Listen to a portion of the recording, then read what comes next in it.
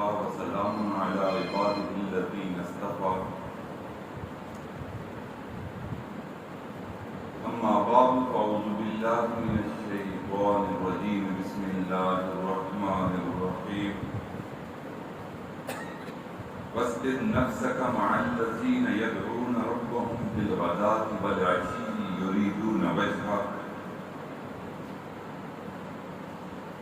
قال النبي صلى الله عليه وسلم أصحابي كالنجوم فبأيهم اقتديتم اهتديتم سبحان ربك رب العزة عما يصفون وسلام على المرسلين والحمد لله رب العالمين. درود پڑھ لیجیے. اللهم صل على سيدنا محمد وعلى آل سيدنا محمد وبارك وسلم. اللهم صل على سيدنا محمد وعلى آل سيدنا محمد وبارك وسلم.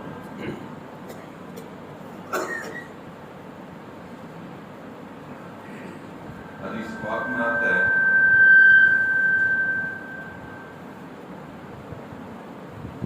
کہ ایک مرتبہ نبی علیہ الصلوۃ والسلام اپنے حجرے مبارک میں تھے. بے چینی کی حالت میں باہر نکلے اور باہر نکل کر مسجد نبی میں صحابہ تشریف فرما تھے ان کی طرف بڑھے. آقا کا یہ معمول مبارک نہیں تھا. آقا کا یوں نکلنا صحابہ کو بے قرار کر گیا. موقع مناسب ہوا تو عرض کی کہ یا رسول اللہ صلی اللہ علیہ وسلم کیا ماجرا ہے کہ آج آپ خلاف توقع اپنے حجرے مبارک سے نکلے ہیں اور حجرے مبارک سے نکل کر ہمارے درمیان آ کر بیٹھ گئے, کیا وجہ ہے؟ تو رسول اللہ صلی اللہ علیہ وسلم نے ارشاد فرمایا کہ ابھی جبرائیل امین تشریف لائے تھے اور جبرائیل امین نے آ کر اللہ تعالیٰ کا وحی یہ پیغام مجھ تک پہنچایا کہ اللہ تعالیٰ ارشاد فرماتے ہیں وَاصْبِرْ نَفْسَكَ, آپ اپنے آپ کو روکے رکھیے, اپنی ذات کو جمائے رکھیے. الَّذِينَ يَدْعُونَ رَبَّهُمْ, ان لوگوں کے ساتھ جو اللہ کو پکار رہے ہیں. آپ ان کے ساتھ اپنے آپ کو جما لیجیے, ان کے ساتھ آپ تشریف فرما ہو جائیں, اپنے حجرے مبارک سے باہر نکلیں اور وہ جو اللہ کا ذکر مسجد نبی میں صحابہ کی جماعت کر رہی ہے آپ ان کے ساتھ مل کر اللہ کا ذکر کریں. ان کا مد نظر کیا ہے؟ جو غریب صحابہ مسجد میں موجود ہیں اللہ تعالیٰ خود ان کو ضمانت دے رہے ہیں, سرٹیفکیٹ دے رہے ہیں کہ ان کا مطمع نظر دنیا نہیں, ان کا مطمع نظر کوئی اور مفاد نہیں. یریدون وجہا, وہ اللہ تعالیٰ کی رضا کے طلبگار ہیں, وہ اللہ تعالیٰ کو راضی کرنا چاہتے ہیں, اللہ کی منشا کو پورا کرنا چاہتے ہیں, اس لیے وہ اللہ کا ذکر کر رہے ہیں. محبوب آپ بھی نکلیے اور ان ذکر کرنے والوں میں شامل ہو جائے. وہ کیا خوبصورت مجلس ہوگی کہ جس مجلس میں صحابہ بھی تشریف فرما تھے, ابو بکر عمر بھی تشریف فرما تھے, عثمان حیدر بھی تشریف فرما تھے اور شمع محفل کے طور پر نبی علیہ الصلوۃ والسلام بھی ان کے درمیان میں موجود تھے اور سب اللہ کے ذکر میں مصروف تھے, اللہ کو پکار رہے تھے.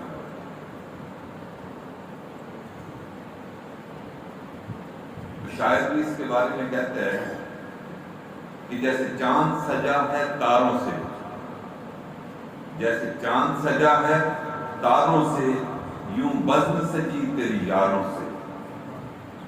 یعنی نبی علیہ الصلوۃ والسلام کی مجلس ہے, صحابہ ارد گرد ستاروں کی مانند موجود ہیں اور نبی علیہ الصلوۃ والسلام یہاں درمیان میں سراج منیرہ کی صورت میں موجود ہیں. اس لیے ارشاد فرمایا اصحابی کالنجوم, میرے صحابہ ستاروں کی مانند ہیں. فَبِأَيِّهِمْ مُقْتَدَيْتُمْ اهْتَدَيْتُمْ، ان میں سے جس کی بھی تم پیروی کرو گے تم ہدایت یافتہ بن جاؤ گے۔ یہ وہ یادگار مجلس تھی کہ اس مجلس میں بیٹھ کر نبی علیہ السلام نے ارشاد فرمایا، صحابہ کو مخاطب کر کے کہنے لگے کہ مجھے تمہاری دنیا میں سے 3 چیزیں بڑی پسند ہیں۔ حُبِّبَ إِلَيَّ مِن دُنْيَاكُمْ ثَلَاث، مجھے تمہاری دنیا میں سے 3 چیزیں بڑی پسند ہیں، بڑی محبوب ہیں۔ پہلی چیز کہ میں خوشبو کو پسند کرتا ہوں، عطر کو، خوشبویات کو پسند کرتا ہوں۔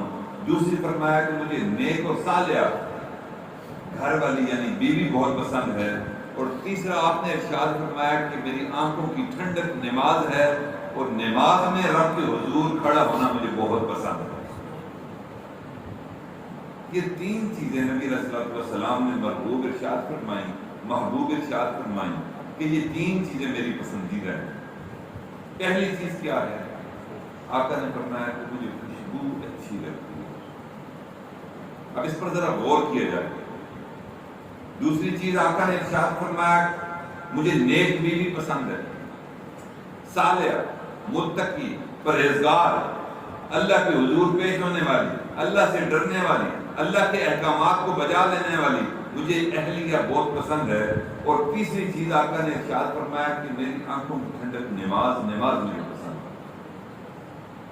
اس پر اگر غور کیا جائے تو ہم دیکھتے ہیں کہ یہ تینوں چیزیں طہارت سے متعلق ہیں، یہ تینوں چیزیں تزکیہ سے متعلق ہیں، یہ تینوں چیزیں پاکیزگی اور حیا سے متعلق ہیں۔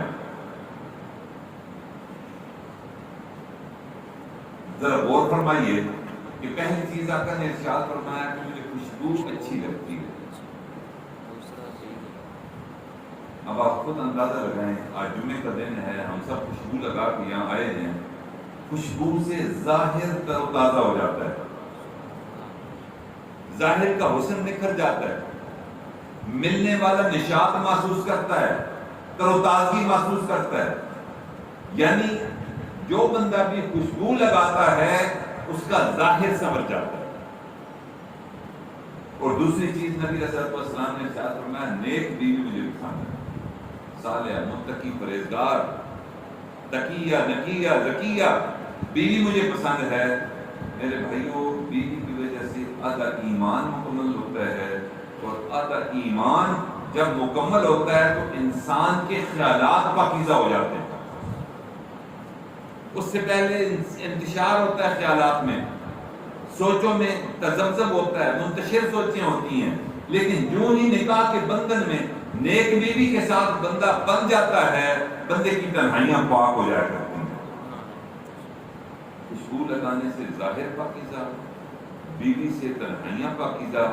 اور تیسری چیز آقا نے ارشاد فرمایا میری آنکھوں کی ٹھنڈک نماز ہے۔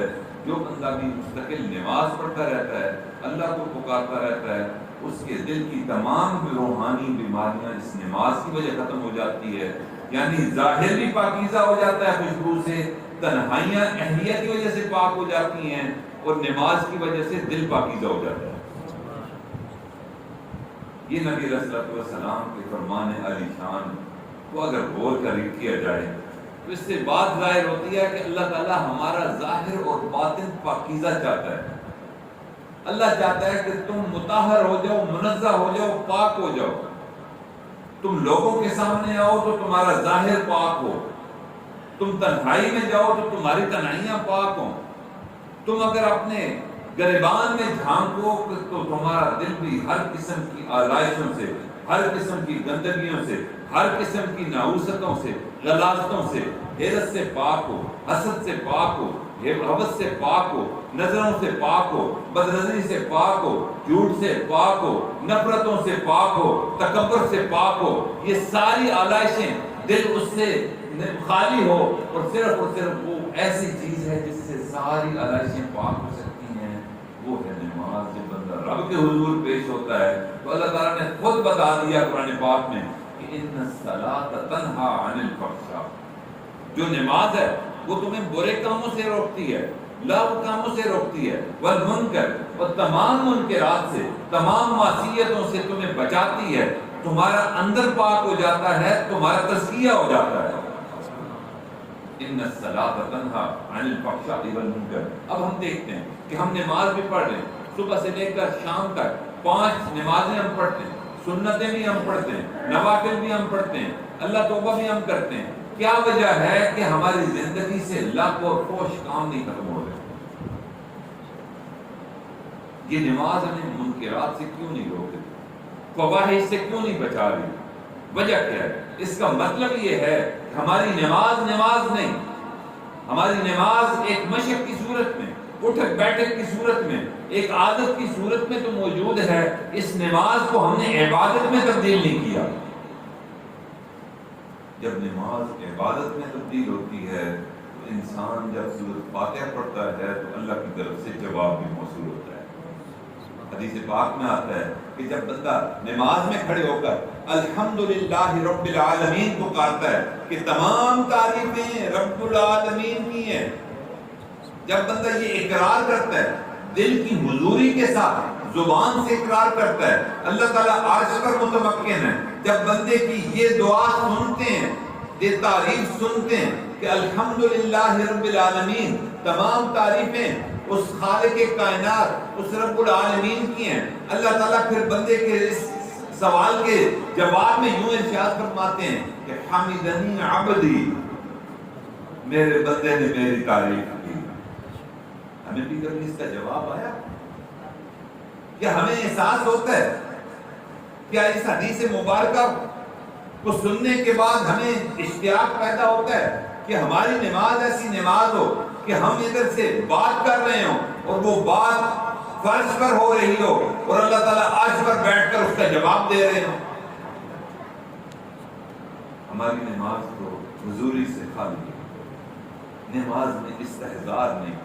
پھر فرمایا الحمدللہ رب العالمین، اللہ فرماتے ہیں حمدنی عبدی الرحمن الرحیم۔ جب بندہ پکارتا ہے کہ اللہ تعالیٰ رحم کرنے والا، نہایت رحم کرنے والا ہے، تو اللہ تعالیٰ جب یہ بات سنتے ہیں تو عرش پر بیٹھ کر جواب دیتے ہیں کہ میرا بندہ اثنا علی عبدی، میرے بندے نے میری تعریف کی۔ مالک یوم الدین، جب بندہ پکارتا ہے کہ میرا اللہ وہ ہے جو یوم جزا کا مالک ہے، قیامت کے دن کا مالک ہے، جس دن ترازو لگے گا، اس دن ترازو اس کے سامنے لگے گا، اس عظیم دن کا مالک ہے، یوم التغابن کا مالک ہے، کھرے کھوٹے کی تمیز جس دن ہوگی، اللہ تعالیٰ اس دن کا مالک ہے۔ جب یہ دل کی گہرائیوں سے اقرار کرتا ہے تو اللہ تعالیٰ پھر عرش پر بیٹھ کر ارشاد فرماتے ہیں مجدنی عبدی، میرے بندے نے میری بزرگی بیان کی۔ میرے بھائیو، آج ہماری نماز حضوری سے خالی ہے، جس کی وجہ سے یہ نماز ہمیں فحش کاموں سے نہیں روکتی، یہ نماز ہمیں منکرات سے نہیں روکتی، یہ نماز ہمیں سنتوں کے ترک کرنے سے نہیں روکتی، یہ نماز ہمیں گناہوں کی طرف لے جاتی ہے۔ ہم نماز پڑھ رہے ہوتے ہیں، ذہن کے اندر وہ 1.5 گن گناہوں کا چل رہا ہوتا ہے، ہم دعا مانگ رہے ہوتے ہیں، طوطے کی طرح رٹی رٹائی دعا مانگتے ہیں، لیکن اس دعا کا دل کے ساتھ کوئی تعلق نہیں ہوتا۔ جب تک دعا کا تعلق دل کی کیفیات سے نہیں ہوگا، اس وقت تک میرے بھائیو دعائیں قبول نہیں ہوں گی۔ اللہ تعالیٰ نے ارشاد فرما دیا امن یجیب المضطر اذا دعا۔ واقعی دل مضطرب ہو، دل کے اندر ایک تڑپ ہو، دل کے اندر ایک کیفیت ہو، تو پھر اللہ تعالیٰ کے حضور جب بندہ دعا کرتا ہے، وہ دعا ساتوں آسمانوں کو چیرتے ہوئے عرش کو تھام کر اللہ کے حضور پیش ہو جایا کرتی ہے۔ ہماری دعا ایک بالش کے اوپر نہیں جاتی، اس میں وجہ کیا ہے؟ اس میں دل کی حضوری کوئی نہیں۔ تو یہ 3 چیزیں نبی علیہ الصلوۃ والسلام نے پسند فرمائی، اور ان تینوں چیزوں کا تعلق ظاہر اور باطن کی پاکیزگی کے ساتھ ہے۔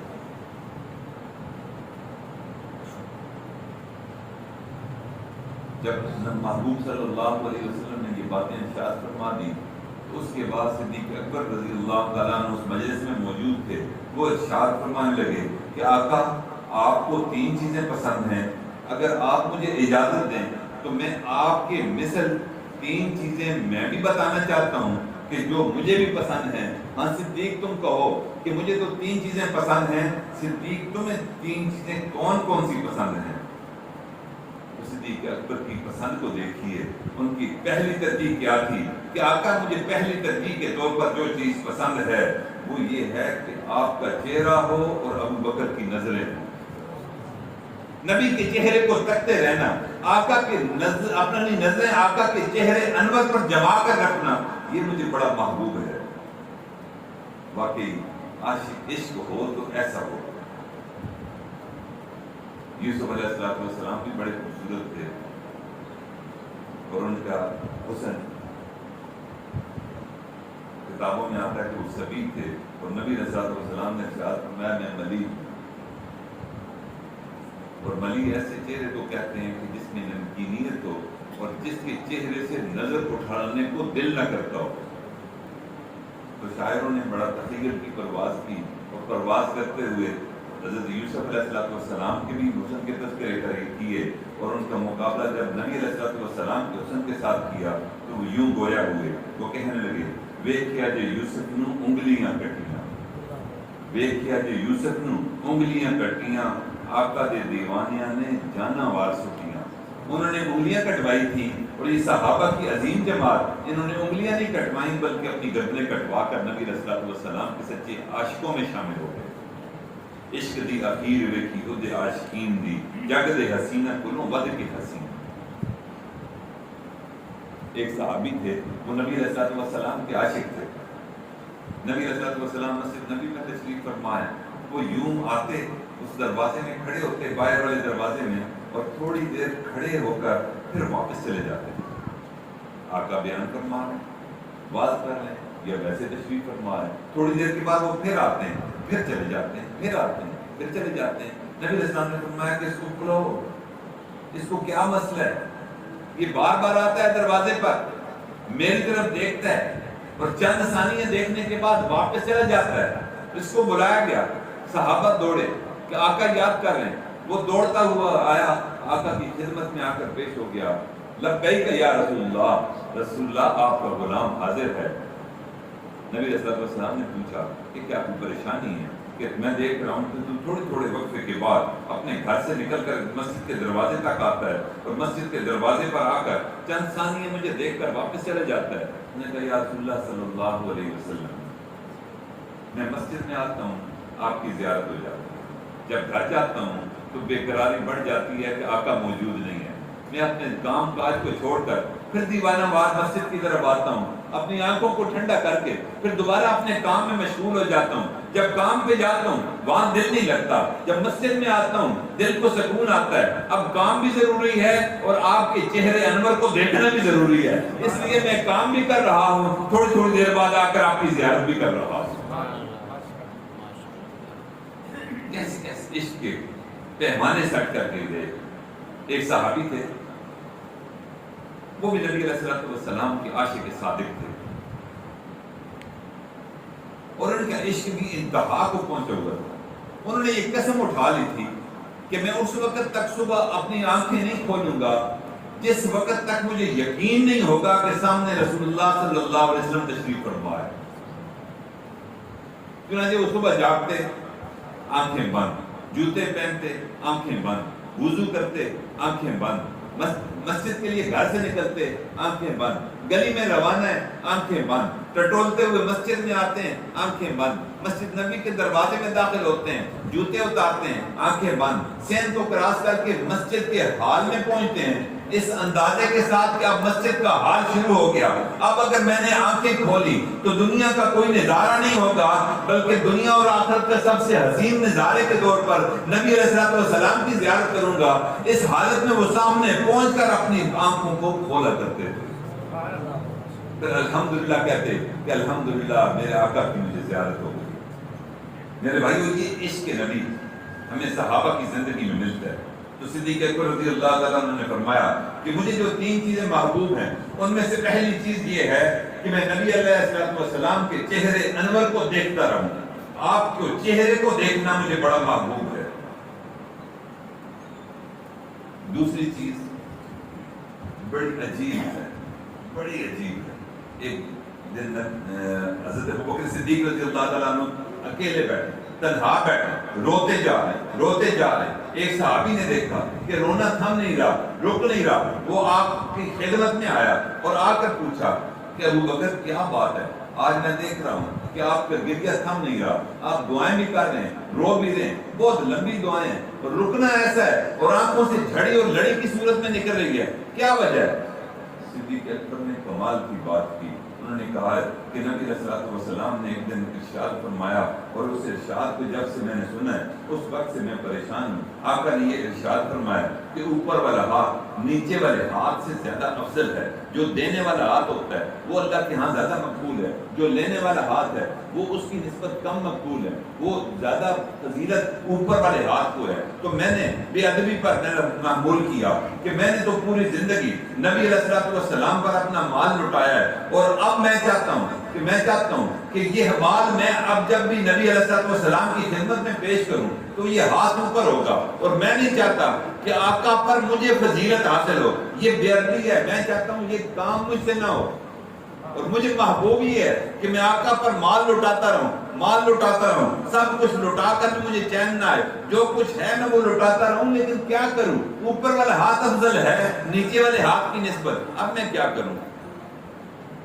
رونا اللہ کو اتنا پسند آیا، اللہ تعالیٰ نے اسی وقت اپنے محبوب صلی اللہ علیہ وسلم کے کہا کہ ابو بکر کا رونا مجھے سمجھ میں نہیں آ رہا، ابو بکر کا یہ تڑپنا یہ مجھے بے قرار کر رہا ہے، تم یوں کرو، ابو بکر کے مال کو اپنا مال سمجھنا محبوب، آئندہ زندگی میں جب کبھی بھی مال کی ضرورت ہوئی ابو بکر کا ہاتھ اوپر نہ جائے، وہ یہ پسند نہیں کرتا، تم اس کے مال کو اپنا سمجھ کر اس کے مال میں سے جتنا چاہو نکال لیا کرو۔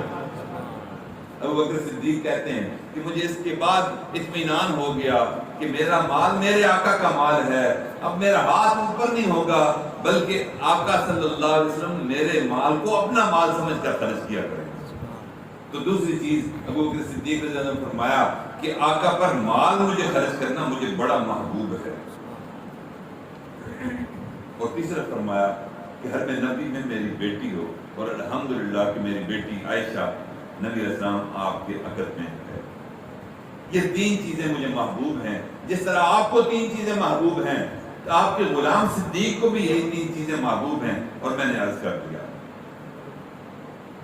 جب یہ بات ابو بکر صدیق رضی اللہ تعالیٰ عنہ نے ارشاد فرمائی تو اسی مجلس میں عمر فاروق رضی اللہ تعالیٰ عنہ بھی موجود تھے، اور بھی کہاں پیچھے رہنے والے تھے، انہوں نے بھی آقا کے ساتھ مماثلت اختیار کی کہ آقا اگر آپ مجھے اجازت دیں تو جس طرح آپ کو تین چیزیں پسند تھیں اسی طرح ابو بکر کو بھی تین چیزیں پسند ہیں، میں عمر بھی تین چیزوں کو پسند کرتا ہوں، اگر اجازت ہو تو میں بھی عرض کر دوں کہ مجھے کیا چیزیں تین پسند ہیں۔ تو نبی علیہ السلام نے فرمایا یہاں عمر تم بھی کہو کہ تمہیں کون سی تین چیزیں پسند ہیں؟ عمر فاروق عرض کرنے لگے کہ یا رسول اللہ صلی اللہ علیہ وسلم، امر بالمعروف کرنا مجھے پسند ہے،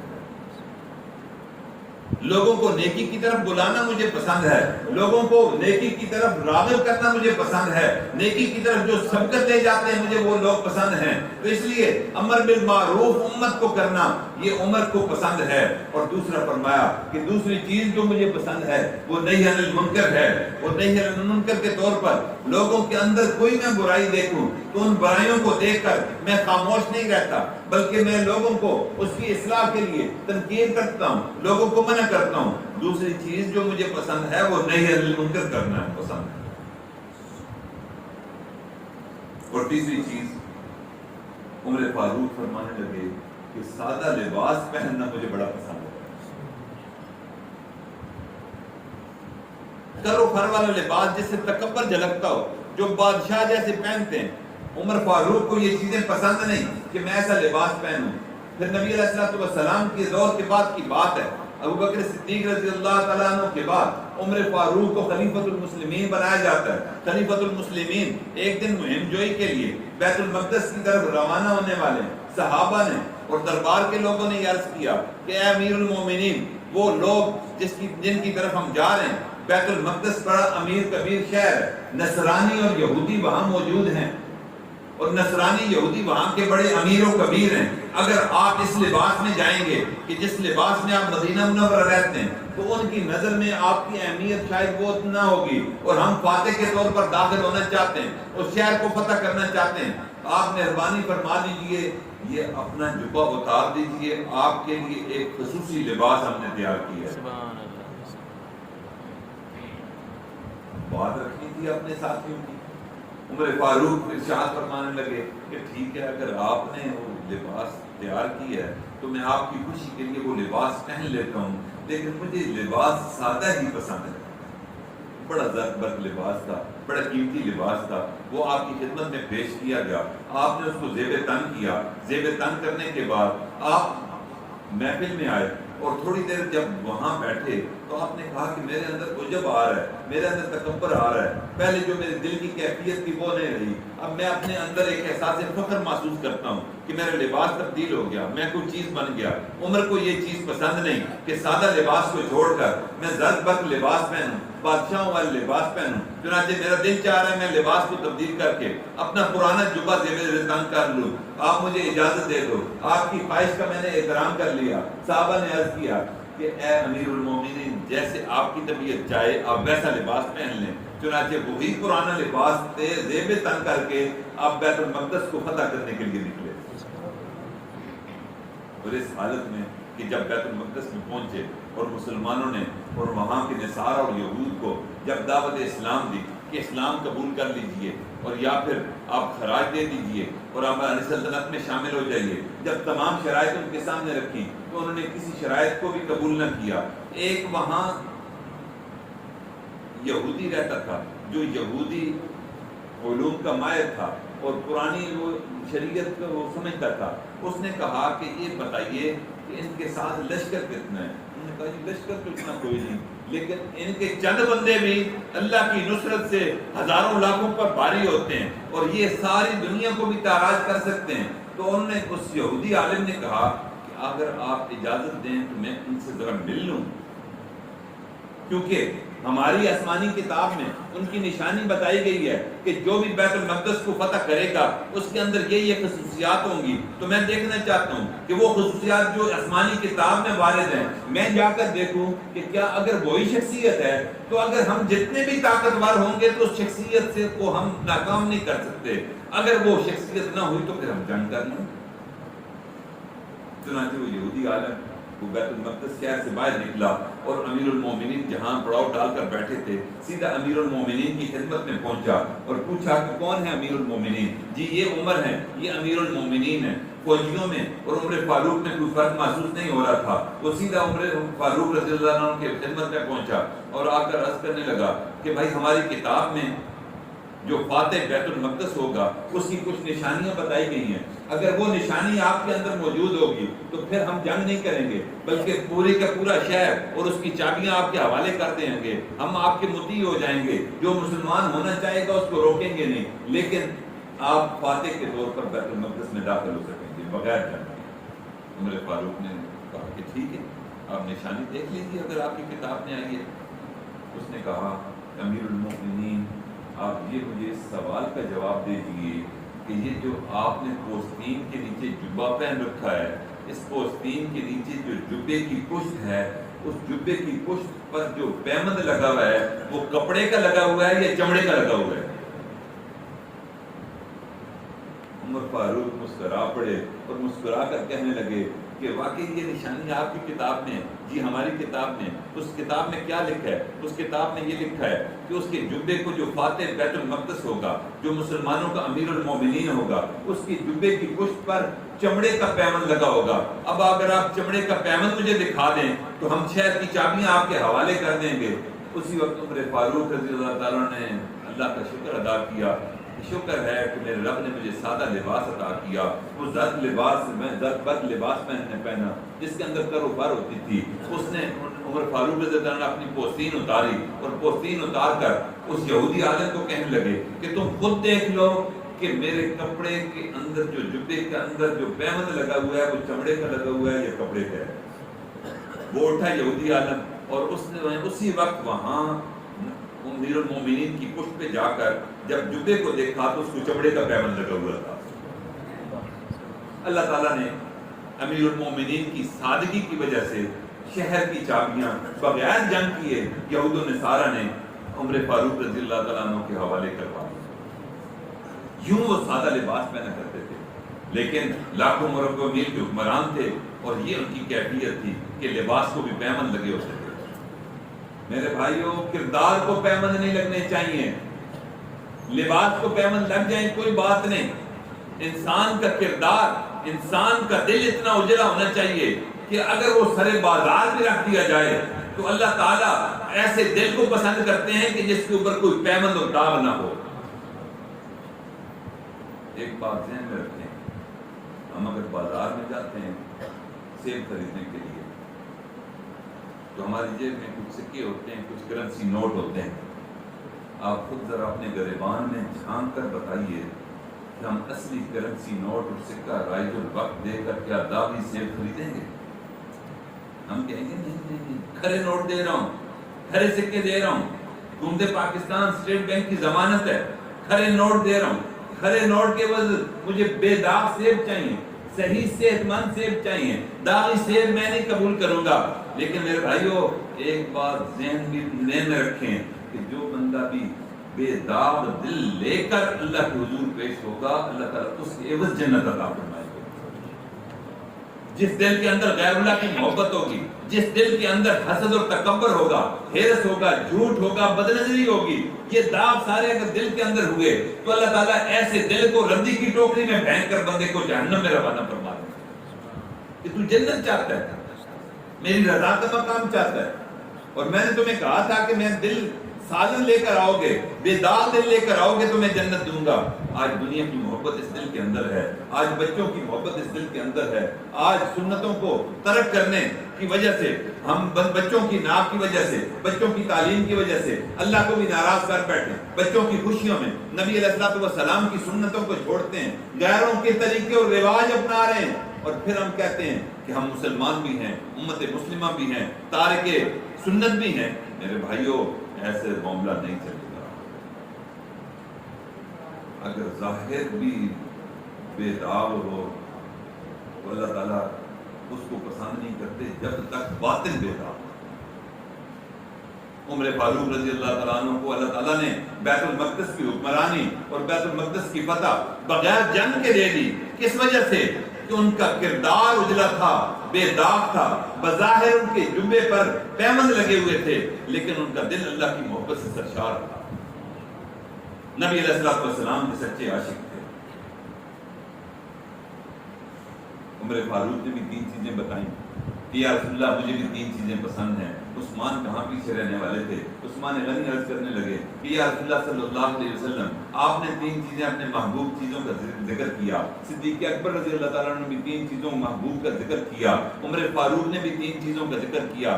اگر آپ اجازت دیں تو میں عثمان بھی 3 چیزوں کا ذکر کرنا چاہتا ہوں جو مجھے محبوب ہیں. ہاں عثمان تم بھی کہو کہ تمہیں کیا چیزیں پسند ہیں. حضرت عثمان غنی رضی اللہ تعالیٰ فرمانے لگے آقا مجھے یہ پسند ہے کہ میں بھوکوں کو کھانا کھلاؤں. اللہ اکبر, جو بھوک و ننگ کا شکار ہیں میں ان کو کھانا کھلاؤں. اور دوسری چیز جو مجھے پسند ہے کہ جن کو کپڑے میسر نہیں, جو ننگے ہیں ان کو کپڑے میں دوں اور ان کے تن کو ڈھانپوں, مجھے یہ پسند ہے. اور تیسری چیز آپ فرمایا عثمان غنی رضی اللہ تعالیٰ عنہ نے کہ مجھے تیسری چیز جو پسند ہے کہ میں قرآن